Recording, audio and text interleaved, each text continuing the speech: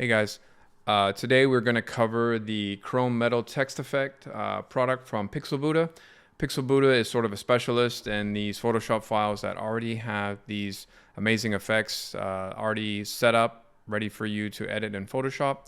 I'm going to show you how simple these are. One of the most common questions we get are, can I use or can I customize the type in this, use my own font, or maybe a font you purchased from YouWorkForThem at the same time. Can I customize this to however I want? The answer is yes. I'm going to show you. So as soon as you download this product from us, the custom metal text effect, you would just open the smart layer here called edit content. You'll see the little icon here, it means smart layer. Double click that. I can now select this type. I'm going to turn off this all caps here. I'm going to change the font to a font that I like. Let's go to Ed Nimpkish here. Let's say I'm going to change some of these letters. There we go.